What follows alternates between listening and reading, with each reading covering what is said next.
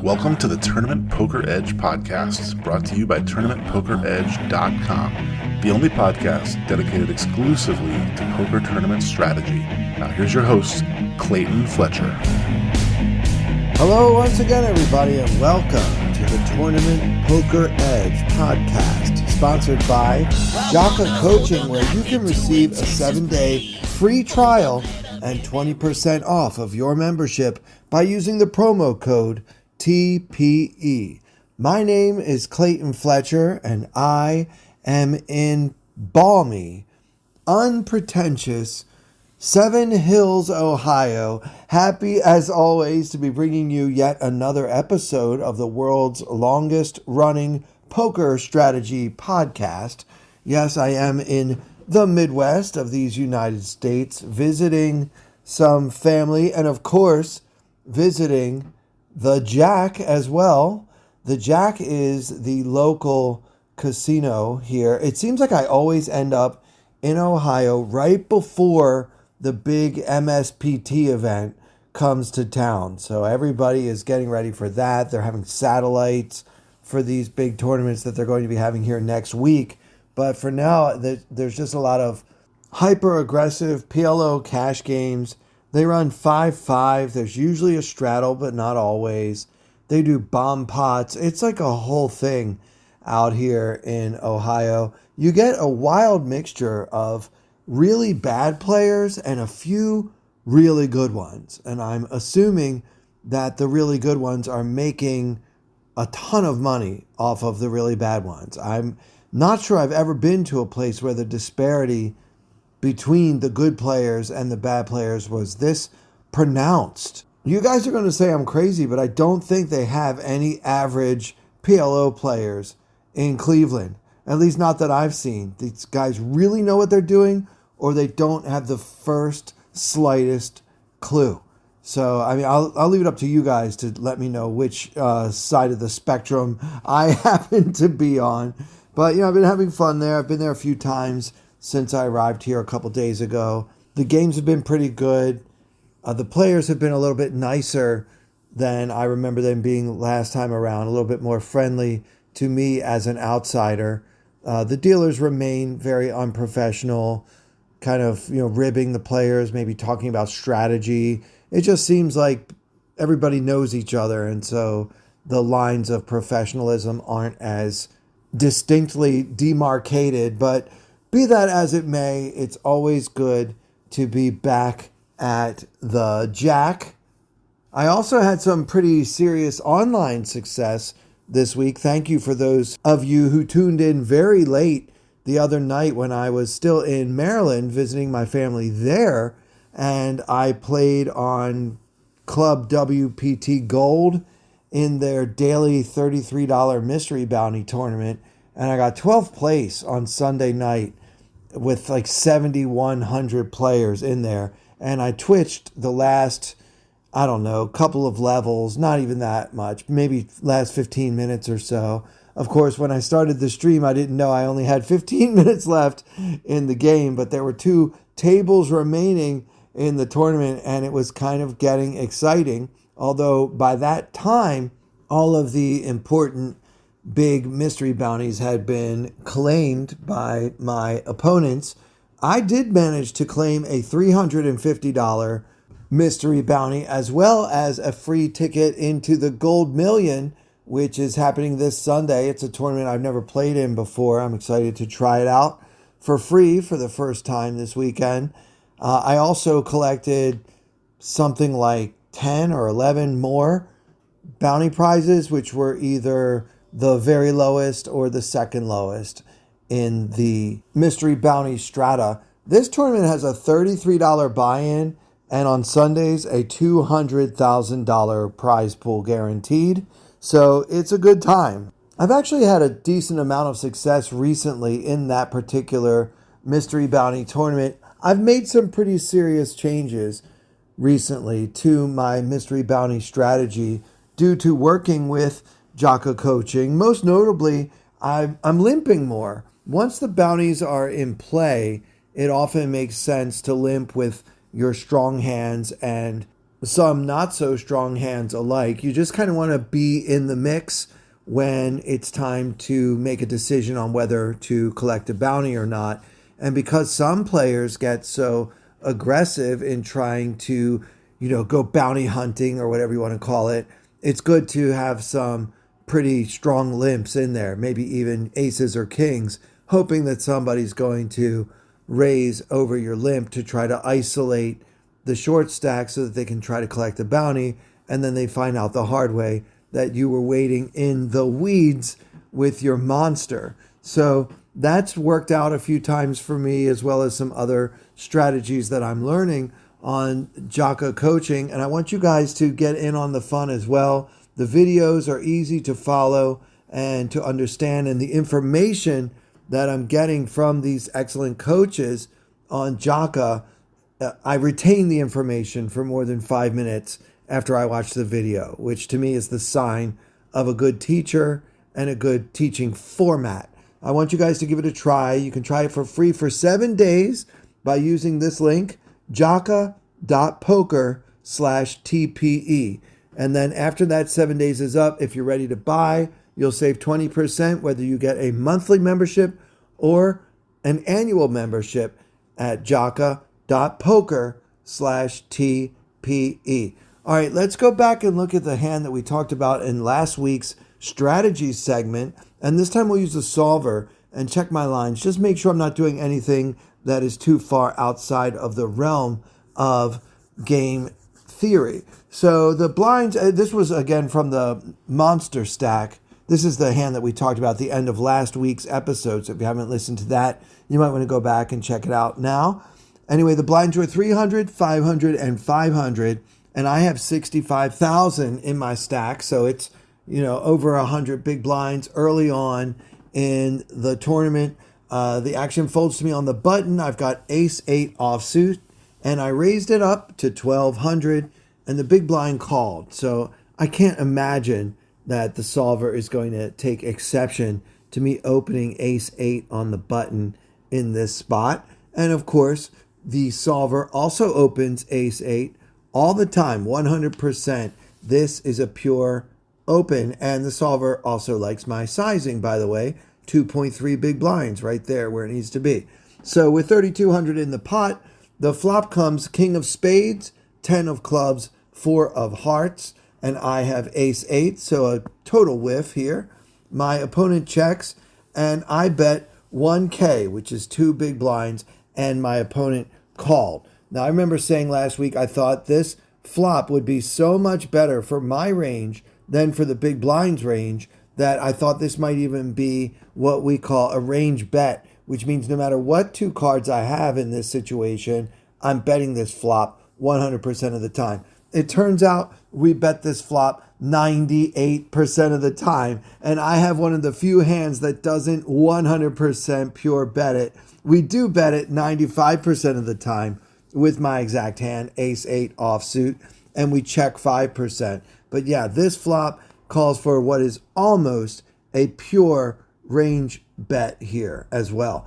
Okay, so now there's 5,200 in the middle, and the turn comes the 10 of spades, pairing the board and bringing that backdoor spade flush draw. I do have the 8 of spades in my hand for what it's worth, which I don't think is very much. Maybe if I had that ace of spades, it might be more significant, but the 8 of spades probably doesn't really change things too much. But my opponent checked on this 10, and I decided to check behind. Let's see what the solver says. Yeah, guys, the solver says that I should check with my hand 100% of the time on this turn. So good job, Clayton, not continuing with another barrel when the middle card paired on 4th Street. It's a 100% pure check, and so there's still 5,200 in there. The river comes the deuce of clubs, final board king, 10, 4, 10, deuce, and the flush missed. And my opponent leads out for 1,000, which is a very, very small bet, of course, into 5,200. And I went for a raise here, guys. I made it 5,000, and my opponent folded. We actually are supposed to just call this silly little bet 94% of the time with our ace-8 offsuit, no pair. So that's a surprise, right? I mean, I didn't really expect calling this little bet to even be profitable. I mean, what is he supposed to be betting this small? That's a bluff that I can beat with ace-8. It's very strange, but I think it just has to do with the unbelievably good pot odds, more than 6-1 we're getting on a call. Like, you really hardly ever have to be right when you call with ace high and win it. But yeah, do we ever raise is the question.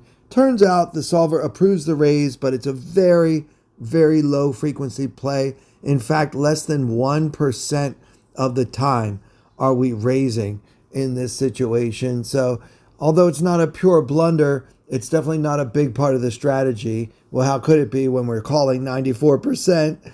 But yeah, we should be folding about 5% of the time and calling almost always. All right, let's do a new hand. This one is going to be another hand that I played in the summer. One of the days I was there, I was just looking for something to do.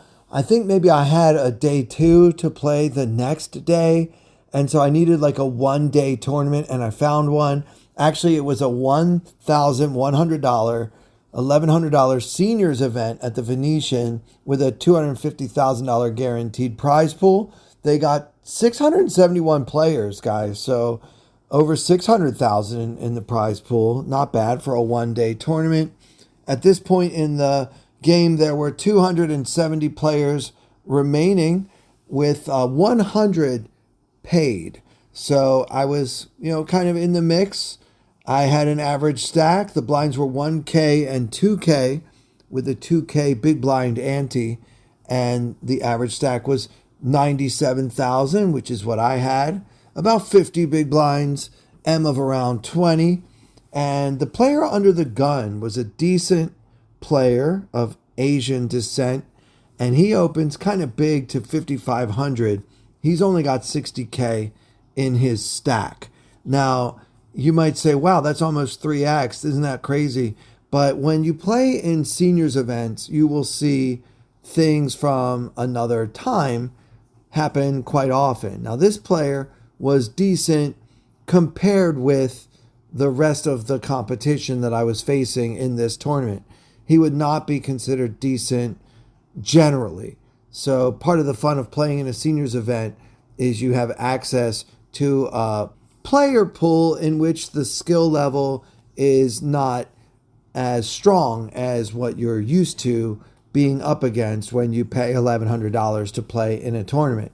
All that to say, it wasn't that uncommon to see a huge 3x open off of a 30 big blind stack. So this guy's already put almost 10% of his chips in there. And now the action folds all the way around to Clayton. In the small blind, I've got the ace of clubs, jack of clubs. And I think that folding is a bit too nitty, but I really didn't want to 3-bet because the raise came from under the gun. And I thought this guy was, fairly solid, like a decent player, at least pre-flop. I don't know, guys. Maybe I should just fold. I don't really like calling. I definitely don't like 3-betting, but I did make the call. My hand was just too pretty to throw into the muck. So I called from the small blind, and the big blind is probably one of the chip leaders in the whole tournament. He's a very large man, and he's got a very large stack of over 250,000 when, again, the average is only 97K. So not a player that I necessarily had a ton of respect for, but definitely somebody calling and trying to get there and hoping that he hits his magic card, and then doing so and then winning a little pot here and there and getting way too many lucky cards to be sustainable. So not someone that I was intimidated by, but he calls as well. So now 3 of us are going to see a flop. 18,500 in the middle. The flop comes king of hearts, jack of diamonds, 10 of spades. So king, jack, 10, rainbow. And I, again, have the ace, jack of clubs. So middle pair and a gut shot and an ace kicker. I check, and the big blind checks as well, and the under the gun player checks behind. So I started to think, hey, is my pair of jacks good here? Let's see. So the pot is still 18,500 heading to the turn. which is the king of diamonds pairing the board. And at that point, I was basically sure that I had the best hand, right? I mean, you're telling me somebody had a king on the flop and he didn't bet it. The only player that's even possibly true of would be the big blind. And, we can pretty much rule that out because he can have just about anything. The fact that he called 3,500 more does not mean he necessarily has a monster. So I wasn't too worried about being behind right now. So I led on the turn. I bet 7,000 into the 18,500 pot. So about 40%-ish right there by me. And the big blind, the big guy called. And then the original raiser, the Asian player, folded, leaving me heads up against one of the tournament chip leaders. And now with 32,500 in the middle, the river comes the 4 of diamonds. So our final board is king of hearts, jack of diamonds, 10 of spades, king of diamonds, 4 of diamonds. King, jack, 10, king, 4 with 3 diamonds. So the backdoor flush did get there. And I've got the ace, jack of clubs, a pair of jacks with an ace kicker. And the action is on me. I'm in the small blind, so I'm first to act. And I decided to go for a little bit of a value bet that's also kind of a blocking bet. Like I thought my opponent might be afraid to raise, even if he did have a king. I mean, I thought in all likelihood I was good. I'm hoping he has something like queen jack, right? So I can have him out kicked. Maybe he's got a 10 somehow, whatever.